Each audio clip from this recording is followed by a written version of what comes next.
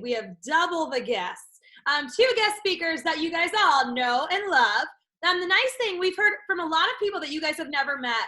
And then I was like, wait, we have all the instructors here that we haven't talked to. So Miss Nicole and Mr. Paul are going to talk with us today. So thank you guys so much for coming on here. We do have, next week, we have two left. Mr. Cody Thornton, he is not teaching with us live right in the studio right now. He is at USF, but he does come visit every once in a while, so you guys probably have seen him. And then Miss Becky is going to chat with us on Tuesday. And then that ends our guest speaker series. So good morning, Miss Nicole and Mr. Paul, and thank you guys so much. How are you guys today?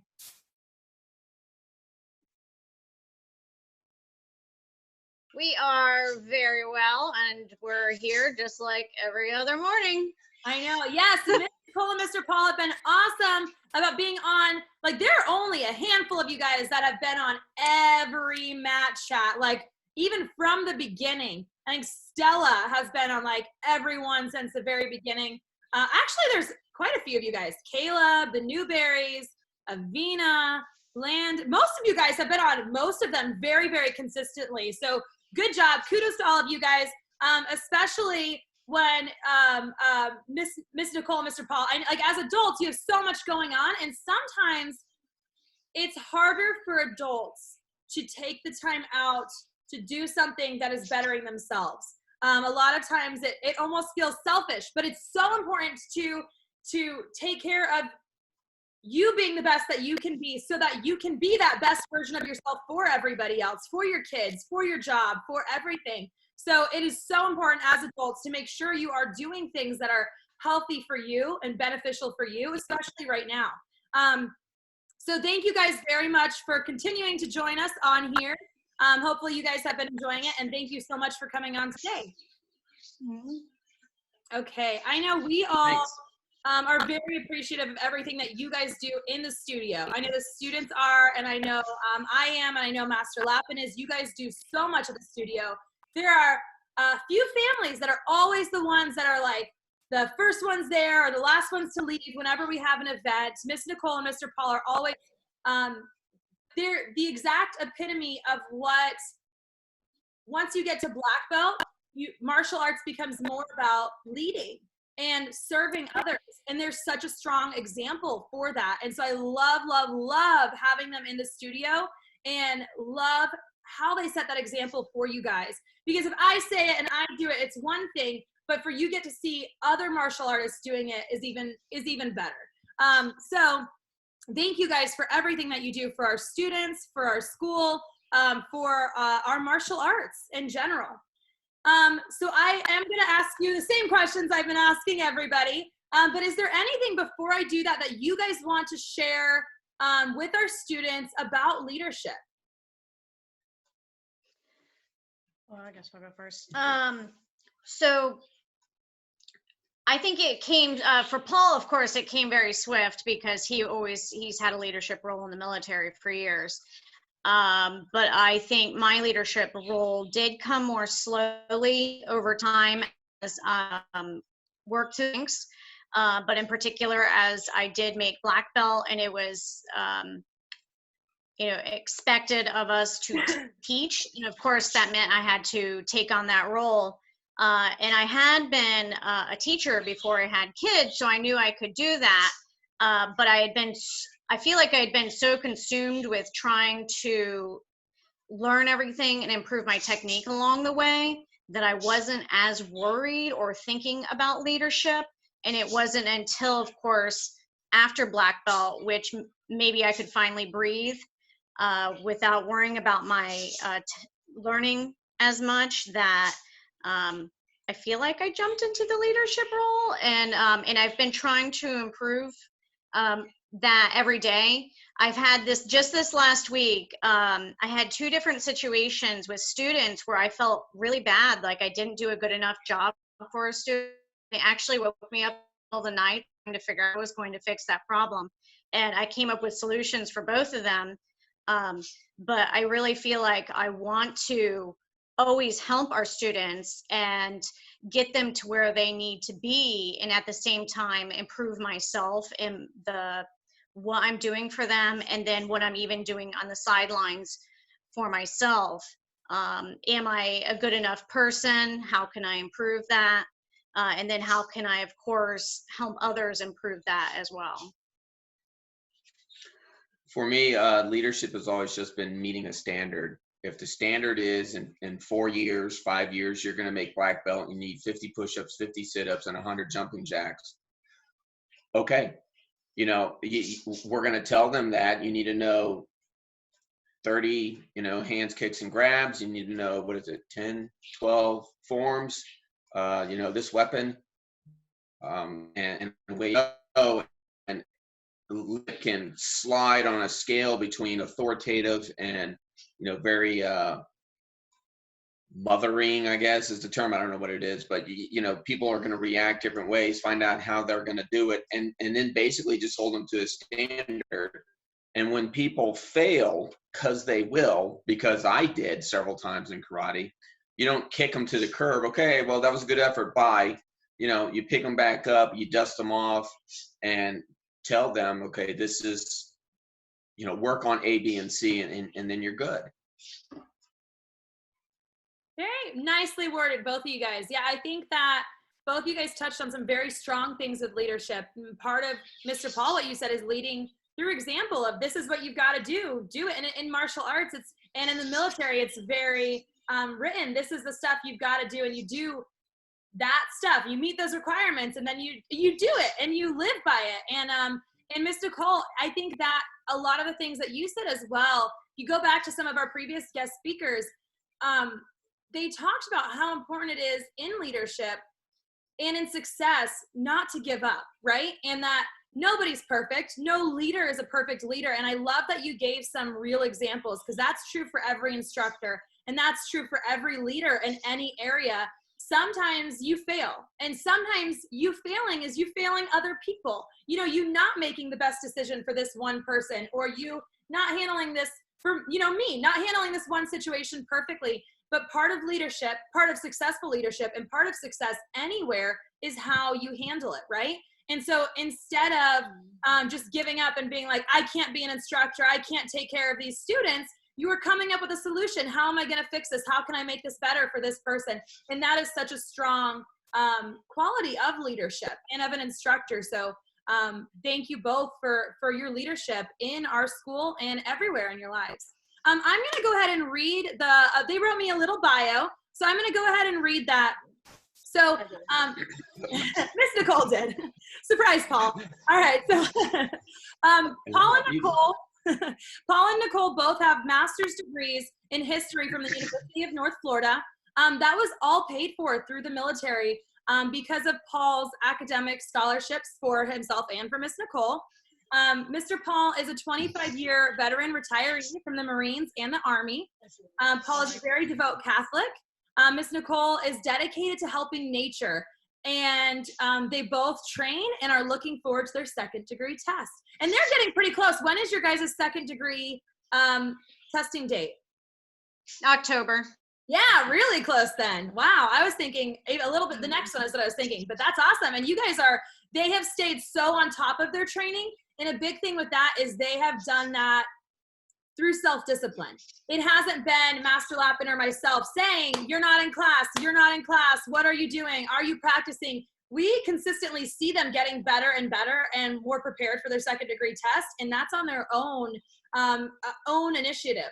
And I know with Miss Nicole, she mildly said it with I'm dedicated to helping nature, but she, on Earth Day, she spoke to everybody, and one of the things she said is treat every day like it's Earth Day. And I think that she is a really good role model in that sense of in recycling, and she's a master gardener, and all of these different things that she does to help the environment. So if any of you guys, I know I have called her, I had these little mite things on some of my indoor plants, and I texted her one picture, and she's like, yep, this is it, and this is what you can do. So if you guys need any help with recycling or anything environment-wise, Ms. Nicole is a very good resource. And I don't know if I wanted to read that because I don't know if everyone knows that we have these two instructors who are amazing martial artists, amazing leaders. You guys do know that. But I don't know if you know how successful and how like achieved they are everywhere else. They both have master's degrees.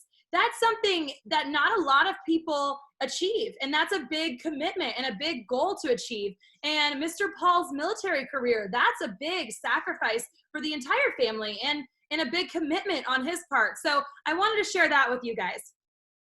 Now I'll go into my other questions.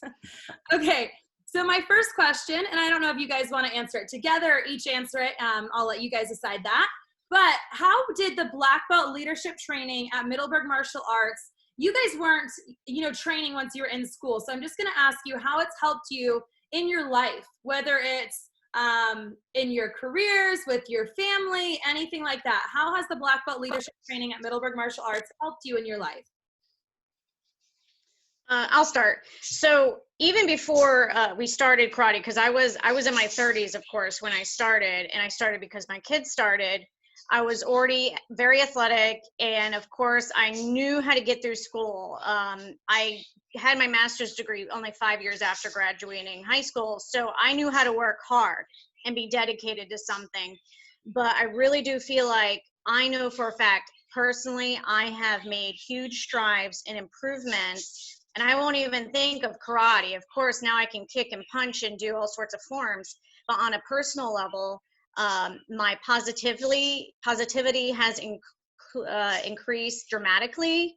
I've struggled with depression my whole life and social anxiety.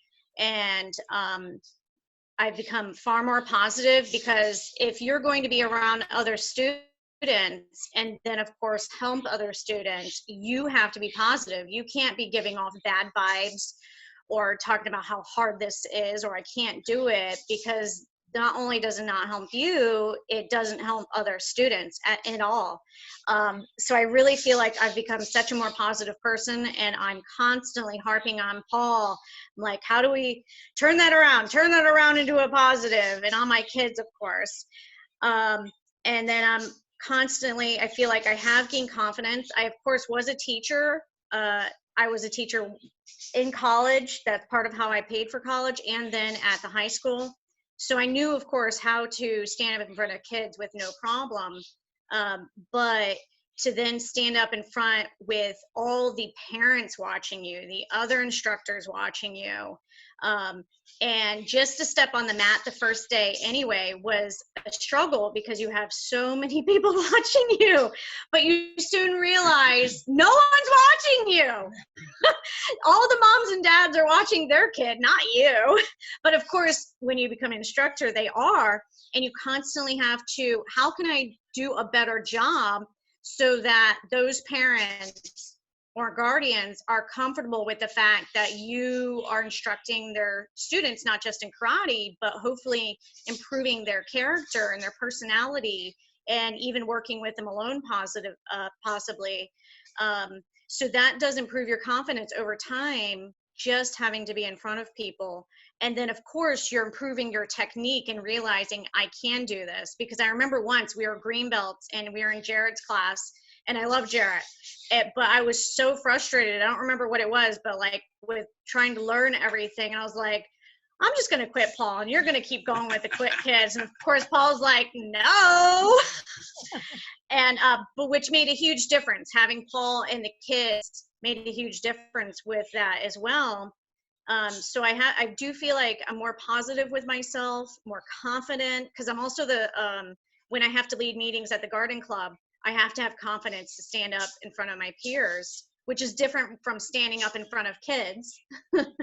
And of course, the constant persistence that you cannot quit. It doesn't matter how hard or challenging, you cannot quit. And you have to instill that in everyone that's around you.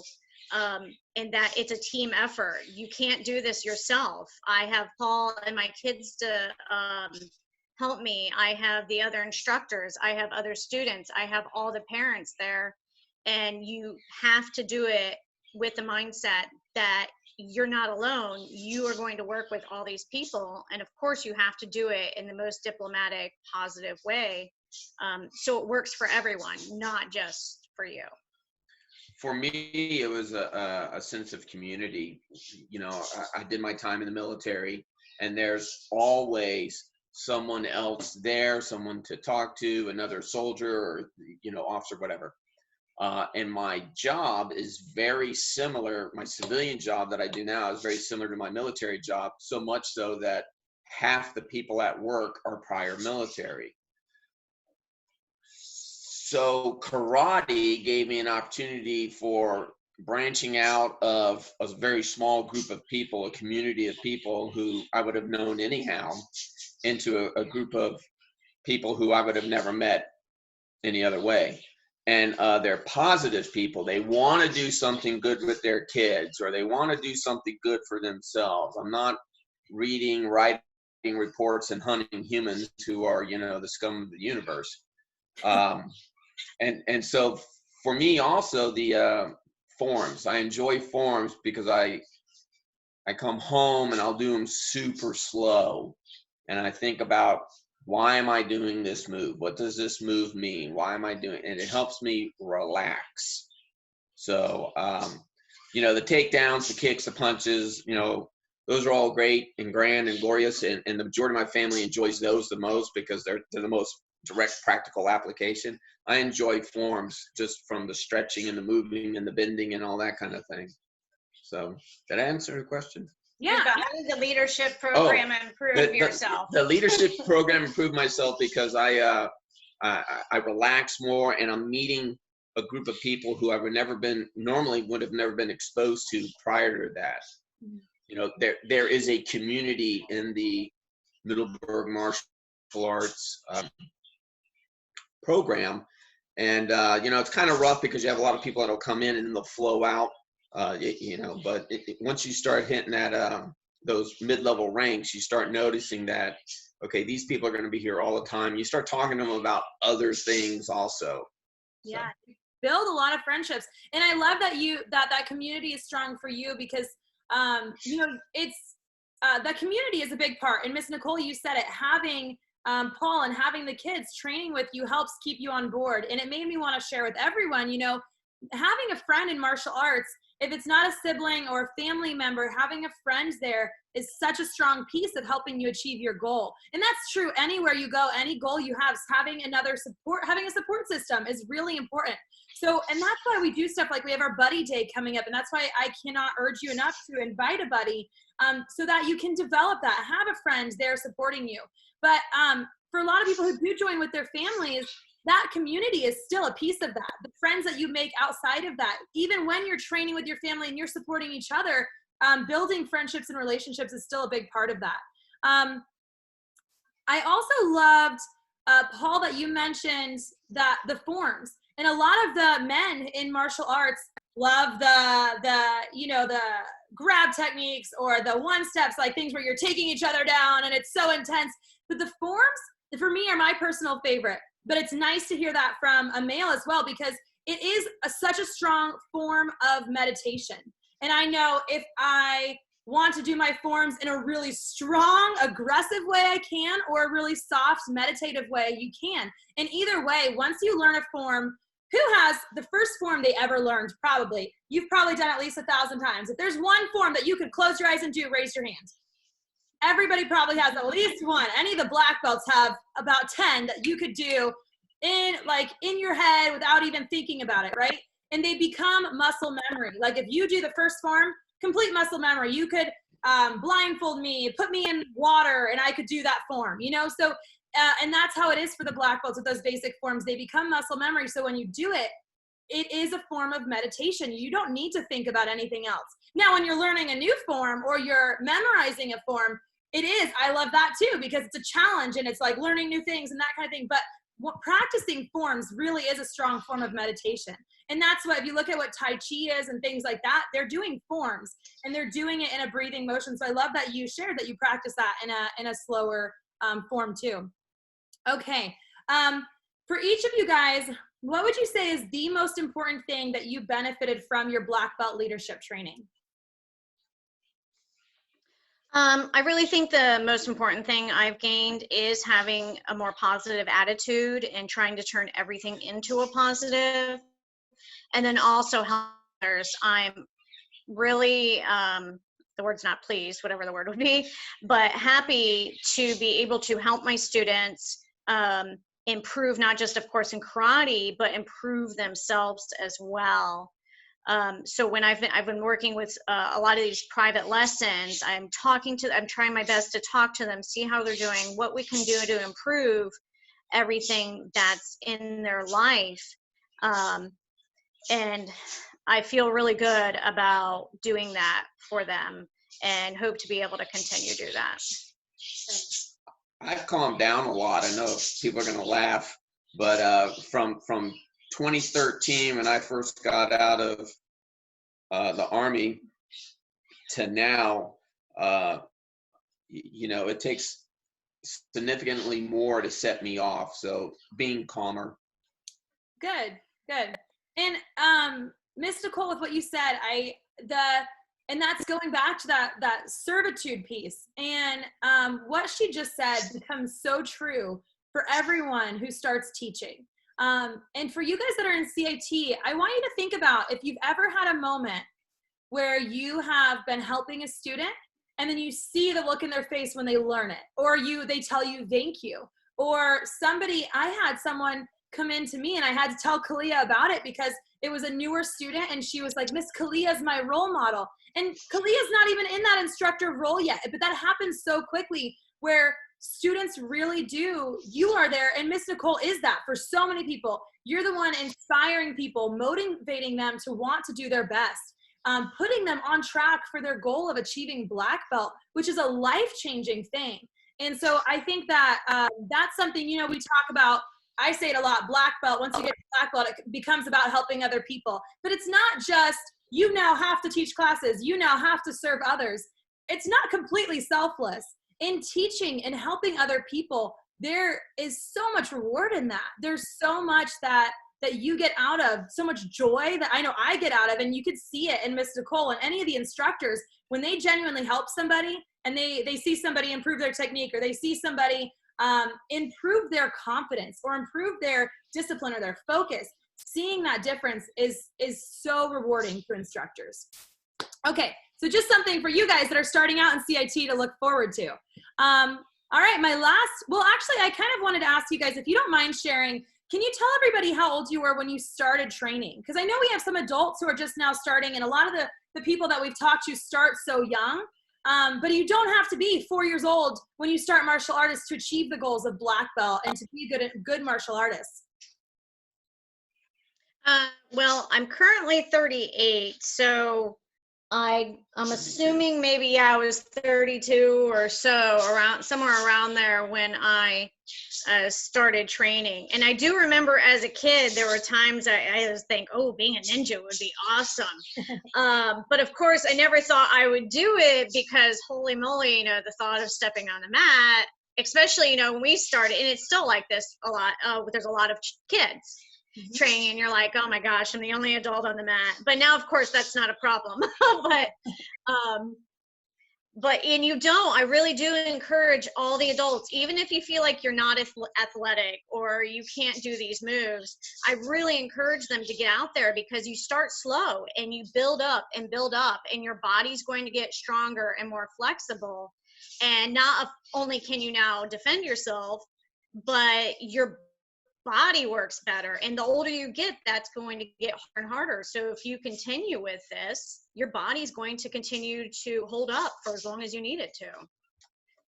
I was 43 when I started, and so this October when we test, I'll be 50 for second degree. Yeah. But, I agree with Nicole that getting out there and doing something, it's so easy to go and say, I'm mid 40s, I'm 50 years old, I can't.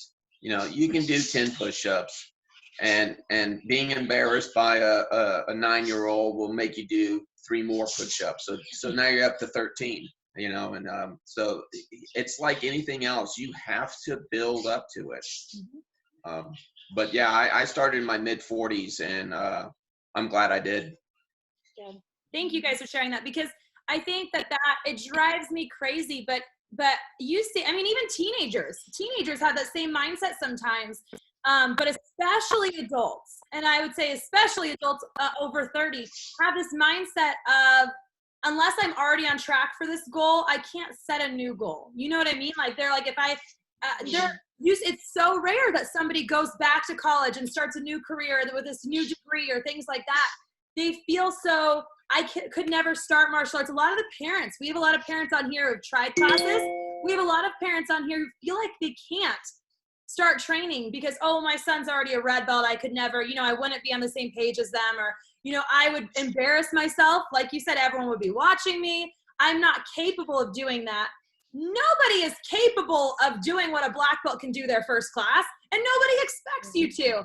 I was just reading a book by Rachel Hollis. She's a couple really good books, and one of them is she's talking about, she's like 35 and she just started boxing. And she was like, kind of like laughing to herself about what everybody in the class is probably thinking of this. She's kind of a really skinny, lanky girl picking up boxing as a beginner with all of these super in shape men who have been boxing for years. But you know what?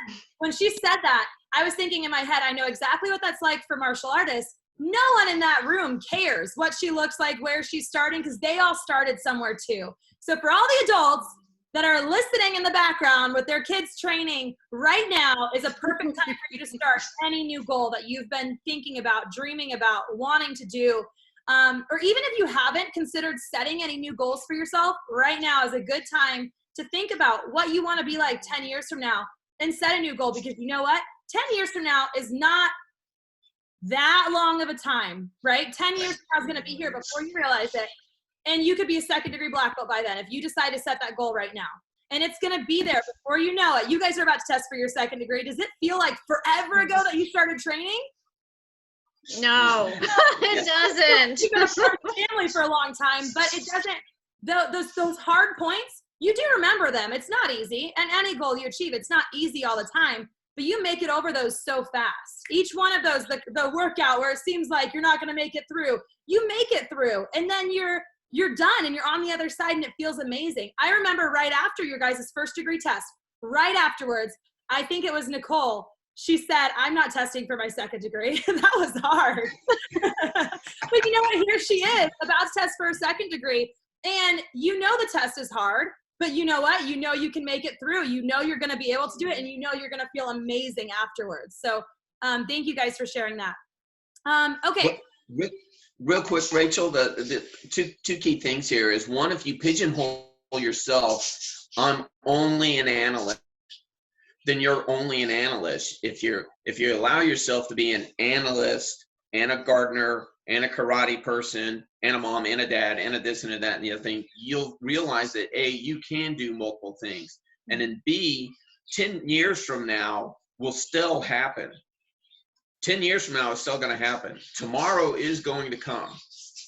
10 years from now will happen, whether you want it or not, and whether you make black belt or not with your kid. Even if you just get on the mat and train with your kid, and, I think Sean is an orange white belt, and both of his kids are black, and, just do it as much as you can so you have an idea of what they're doing. So, okay, sorry. No, that's a good one. I actually just started snowboarding a couple of years ago. Tegan, we do it once a year. We go snowboarding.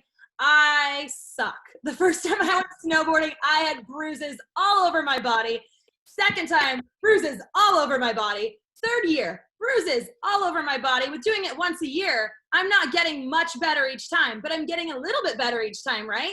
And now Tegan's starting to snowboard. And so I want to be able to snowboard by the time she gets there. And you know what? It might take me, well, actually this year I didn't fall very often. So there's better. I think I only had one bruise this time.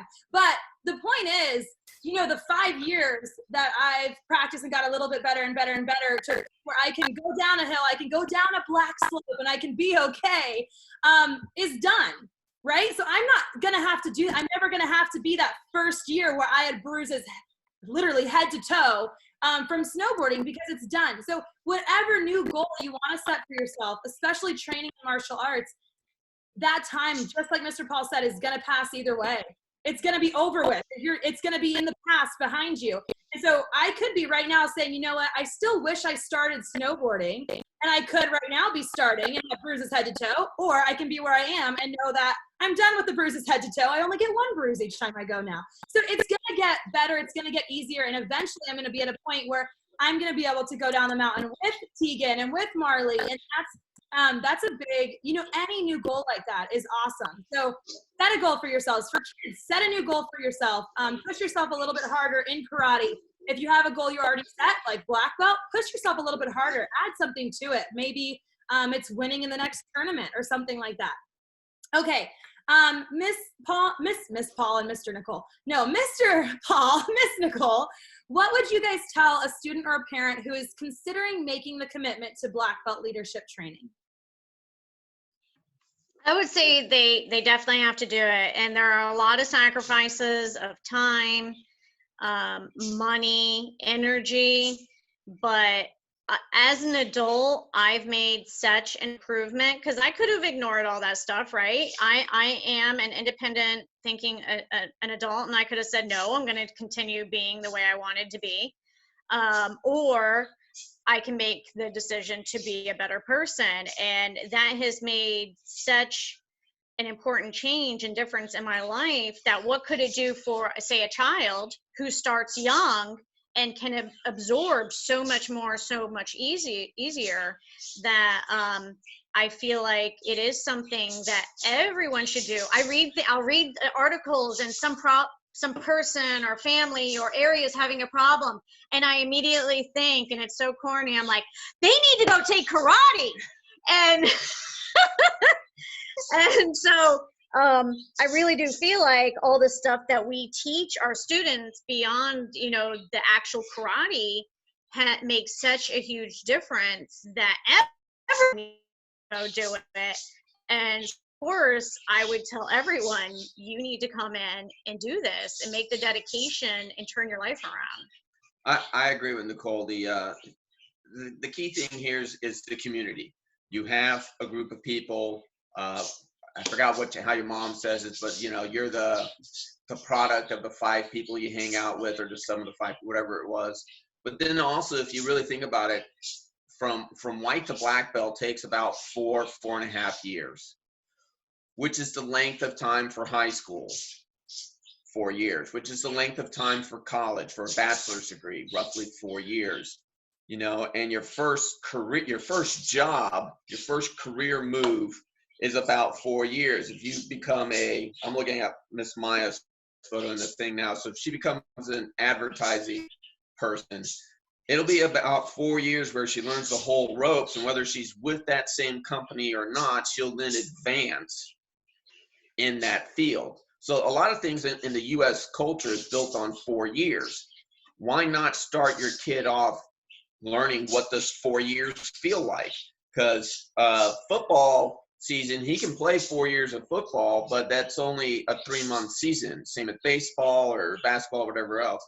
This is an entire year-long thing. And then also the extra gold meetings, being able to sit there and say, I think this way. And then 40 other people around you go, you know what, I think that way also. Heck.